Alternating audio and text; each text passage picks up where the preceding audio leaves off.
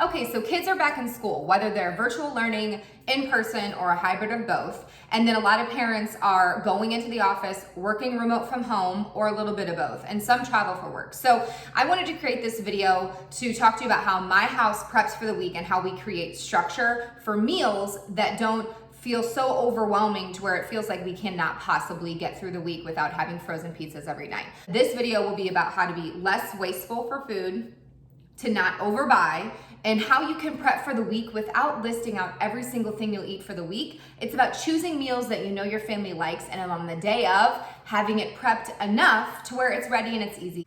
Okay, so step one to not being wasteful for food is to audit your house for food. This means your pantry, your fridge, your freezer, outside fridge, freezer, and even on your countertops. I keep like potatoes and stuff out there. Audit all of the food in your house to figure out, do you have enough to get you through the week? And if you do, get crafty. So make sure you have enough meat, if unless you're vegetarian and stuff, but make sure you have enough meat or proteins, and make sure you have veggies and fruits, and then grains, potatoes, whatever, and then whatever else you guys might do. Sometimes I like to make sure we have desserts on hand, just because, you know, we'll do a little dessert here and there after supper. So step one, audit. So what I do is I go through my freezer and I make sure I have, usually my staples are ground pork sausage, ground beef, pork chops, and chicken breasts or chicken wings or some sort. I buy from Red Barn Farms, which is in the Highland, Illinois area. So if you're local, perfect. I go there, buy bulk. It stores wonderfully. It thaws quickly. Like the packaging they have, it freezes so nicely, but then it thaws quickly, so you're not waiting for days and days. So, and then also I have not cleaned out my fridge, so this is real life fridge for me, sorry. Anyway, so here you'll see I have chicken breasts that I'm gonna start cooking this week. So the trick to this is, which I'll show later this week, is I'm gonna make a video on how to make a brine for chicken. This is so that you can soak the chicken in a brine, and then that makes them super juicy, so then you can actually cook them, and then they're prepped for the week and they don't dry out. So I'll post a video about brining probably later this week just to help you guys prep with that. I have pork chops here. This is a huge thing for me in order to stay on track for cooking. So I like to have salad with my dinner, but bag salad I'm not really into because it's always kind of brown and stuff. So what I do is I buy lettuce, I wash it, and I shred it up in here, so then it's ready to go. So then all I have to do is grab some, put it on a plate. My kids love it, so really must have is to prep your veggies and fruits. Clean them, wash them, put them in here, and then they're ready to go. The other thing you'll see is I start to thaw out the meat that I'm gonna cook. So here's pork sausage, because this means that I don't have to waste any time at night thawing it out. So anyways, back on track to audit. Make sure you have meat that you can cook. I have some fruits in here. I have some veggies. I have apples. I have oranges. And then in here, I have deli meat. I have cheese. I have, you know, anything galore in here. I have milk. I have seasonings, and I have rotisserie chicken. And then I know I always have butter and sauces and stuff, so it's not that hard. So that is what's in my fridge, so let's get over to the pantry. Okay, so here's the pantry, and in here, I like to go through this to figure out, do I have enough bread? Do I have enough bread for the week? My kids like wraps, so I have those in here. These guys, tortillas, I have bagels in the morning. My kids love bagels with peanut butter on them, so that's something that's nice and filling. I have these bagel thins also that I make breakfast sandwiches on.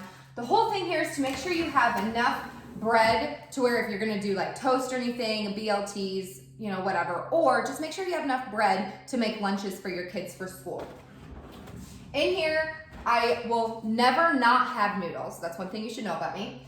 And then I also like to have little sides, which these are quick. I always have like the pastaroni just for quick stuff in case I'm running late or my day's going over. I'll just tell my husband to throw it on and get cooking.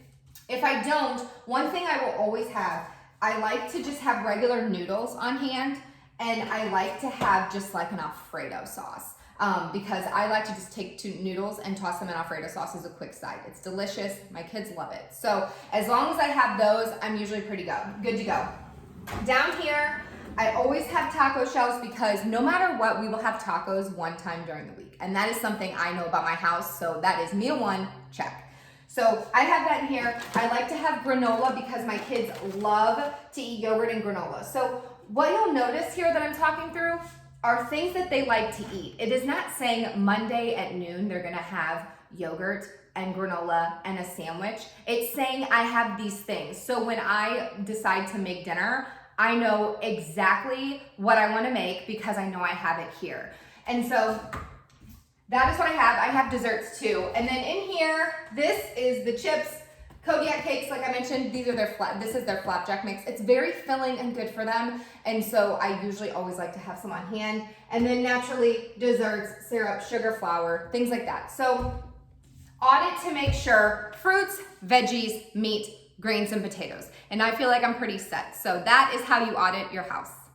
Okay, so step 2, a little bit about planning for the week. On Sunday night, to be honest, I will never know what I want to eat on Wednesday. So what I like to do is after I audit my house, I figure out what are things that my family always eats on what days. So I know we will always have tacos. I know we will have some kind of Italian dish. So I'm probably this week gonna think of one of those fiestadas or whatever. My husband used to eat them at lunch and so requested them. So we're gonna try that. I have that rotisserie chicken and I have potatoes. So I'm going to make a little chicken and scallop potato dish. So what I'm doing here is understanding what I have, what I can cook with that. And then what I do, it is not fancy. That's another issue with meal prepping is people want to make it fancy and have these boards and Monday, Tuesday, whatever. If it's already overwhelming to you and you just want to get a plan, get a handy dandy notebook, Blue's Clues for you those.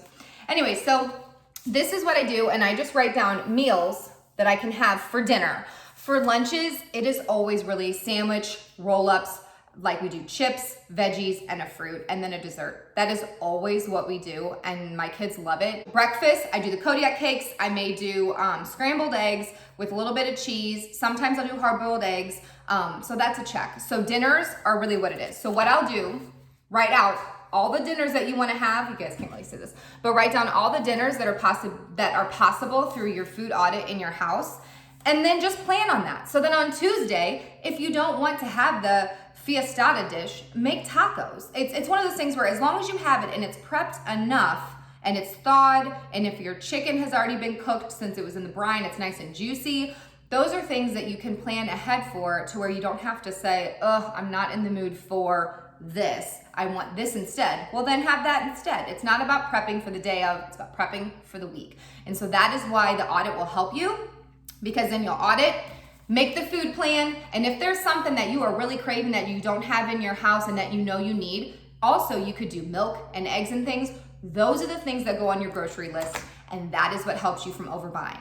Audit, plan, buy. It will keep you from having food go bad, and it'll also help you from overbuying so then next week you don't have food going bad. I hope that this video was helpful, and I hope you guys get a cheap notebook, audit your house, and let me know how that goes.